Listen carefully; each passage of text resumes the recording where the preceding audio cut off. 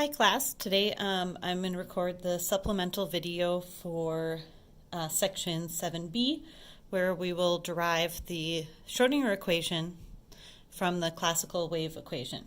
And so to start, let's think about what a classical wave is, right? So I think in class I drew a small version of this, but I'm going to try to draw maybe a nicer one here. So the heights should all be the same, just my drawing is maybe not great, where A is the amplitude.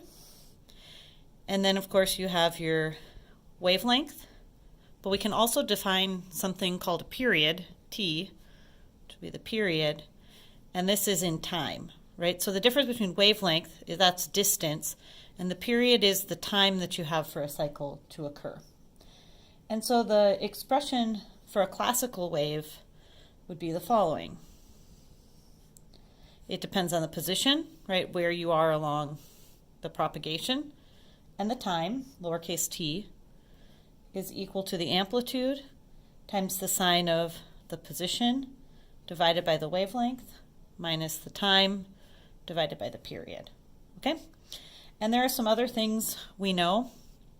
Frequency is the inverse of the period, and the velocity, so how fast the wave travels, is equal to lambda nu. And you know, when you do a classical wave, you don't have to assume it's light. If this was light, the speed would be c, right? The speed of light. But we're not going to make that assumption because we're going to use v, and I will try to be very careful in writing v versus nu. Okay, there's some other things that you can define. You can define something called a wave vector, and that is k, which equals 2 pi over lambda, so over the wavelength. And you can also define an angular frequency,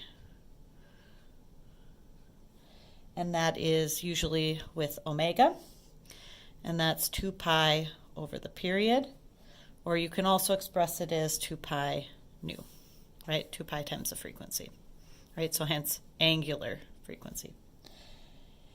And so we can re-express the wave equation in terms of these values. Okay, so if we did that, we could write this equation as psi of t. And actually, I'm going to rewrite these here so that we know that we're going to call this capital psi because later we'll need to use lowercase psi. And we could re-express this as the amplitude times the sine of kx minus omega t, right? And so in this case, it'll be more convenient if we can start writing things in terms of k and omega. In other books, you may see something like this, where phi is a phase factor. And if you add, factors, say here of pi or 2 pi or something, you'll shift the location of the wave, right? So you'll shift the phase. For today, we're going to start with this expression. Okay, so that's the classical wave. All right, so if we have our classical wave equation, psi in terms of, right, x and t, because our wave depends on time and position. We have sine of kx minus omega t. And so the first thing we're going to do is we're going to consider what happens if we have two superimposed waves. Okay, so let's consider two superimposed waves. So if we do that, if you think about just the drawing I drew, if we impose two, it'll be the sum of their amplitudes. If their amplitudes have the same sign, you'll have constructive interference. If they have opposite sign, you'll have destructive interference. But what that means for our wave expression is simply the following. We will just have the amplitude, so we'll assume that they're the same, right, times sine kx omega t plus the sine of kx plus omega t. So we're assuming that they're traveling in opposite directions. Okay, so now we can use a trigonometric identity, And that one is that the sine of alpha plus or minus beta is equal to the sine of alpha cosine of beta plus or minus cosine alpha sine beta. Oh, a little out of the screen there. Okay? And we can just use this relationship for these, right? So this is sine of alpha minus beta. This is sine of alpha plus beta. And if we do that, we will get a sine kx cosine omega t minus cosine kx sine omega t plus sine kx cosine omega t plus cosine kx, since in this case, right, it's plus, sine omega t.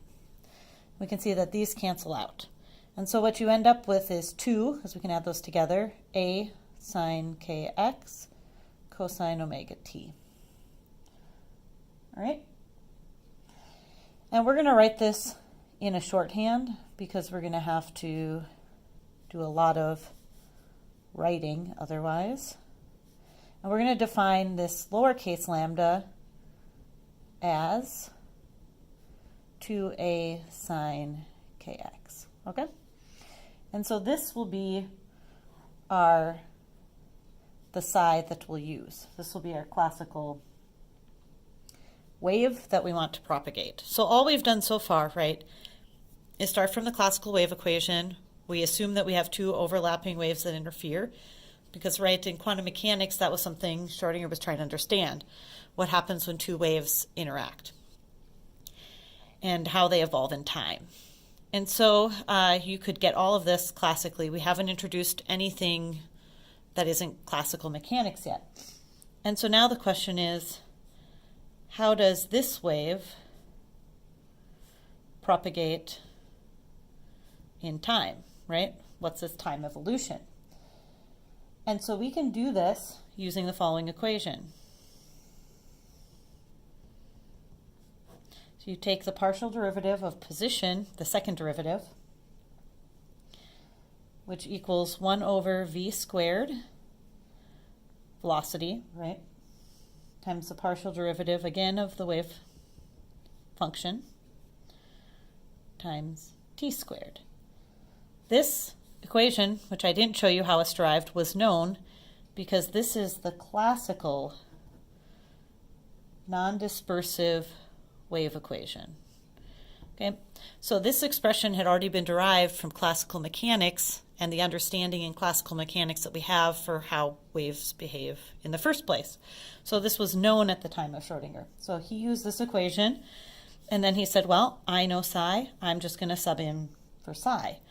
And so if you sub in here, this cosine part only depends on time, and you're taking the derivative with respect to x. And so you can pull cosine out. So you can have cosine omega t, oops, sorry, I don't need parentheses, right? Cosine omega t, and then you have the partial derivative of lowercase psi of x. Now on the other side, you have 1 over v squared, and then you have your psi part only depends on x, so that can come out because your partial derivative is with respect to time, right?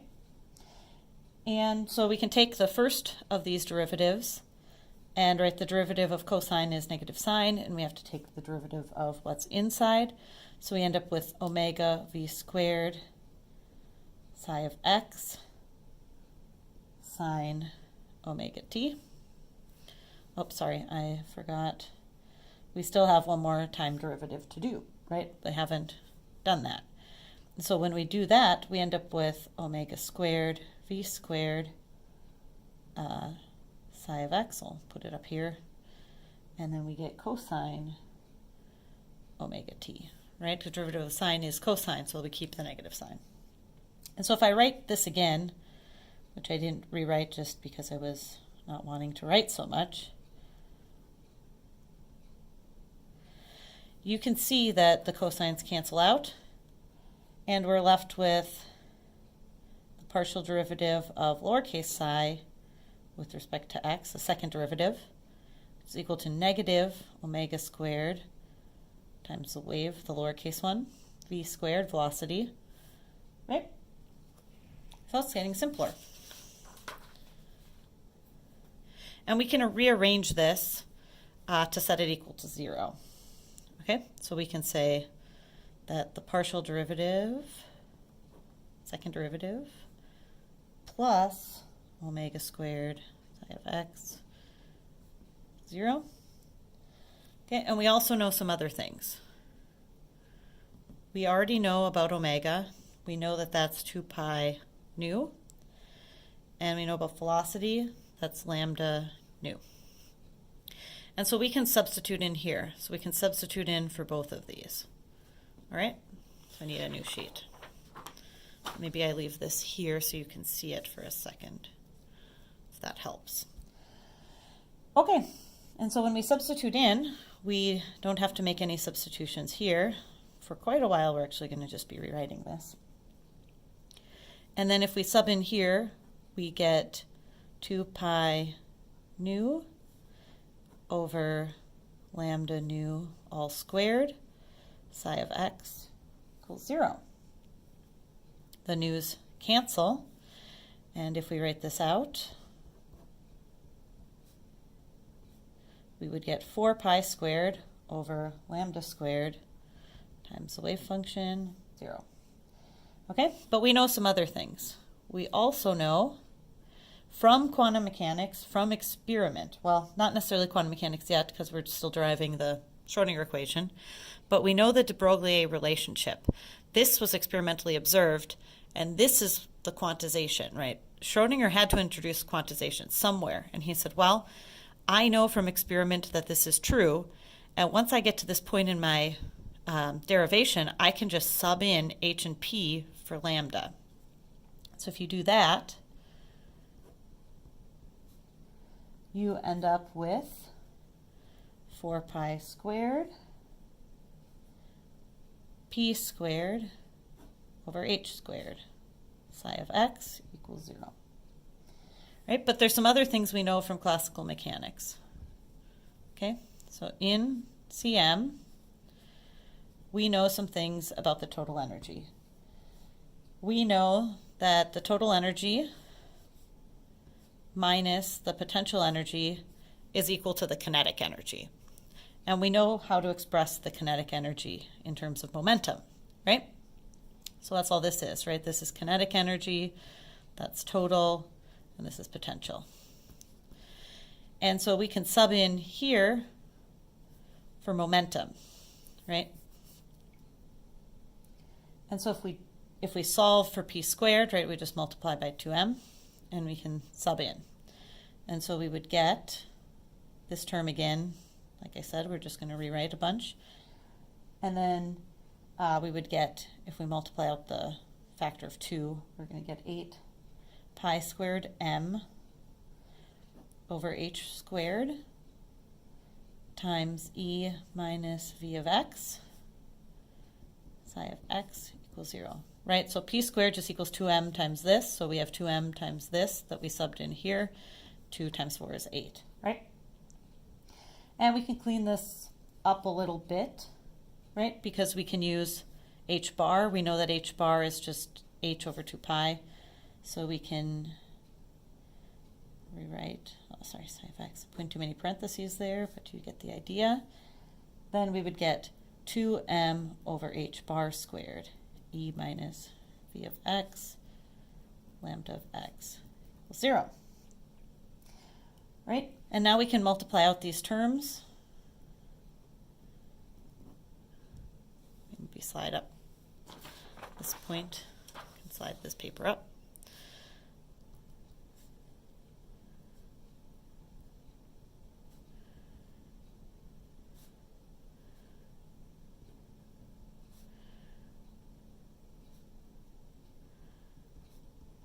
Okay? And then we're going to multiply all the terms by h bar squared over 2m.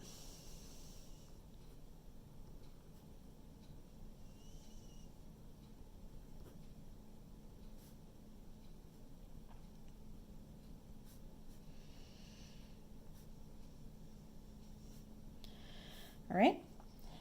And then we're just gonna rearrange. We're gonna move these two to the other side, okay? So we'll end up with, if we move this to this side, we end up with negative h bar squared over 2m, partial squared of this.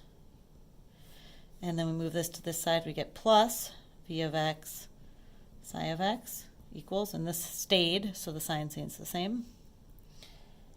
And if you look back at your notes, this is the time independent Schrodinger equation. All right, so we've gone from the classical wave equation. All we did is manipulate coefficients, or sorry, like trig functions, add different variables, right, that we know are, small relationships. The big key thing we did was introduce quantization using de Broglie's relationship, which was observed experimentally. And from that, we're able to get this expression, which I told you that this is kinetic energy, this is potential energy, and then from that, you're able to obtain total energy.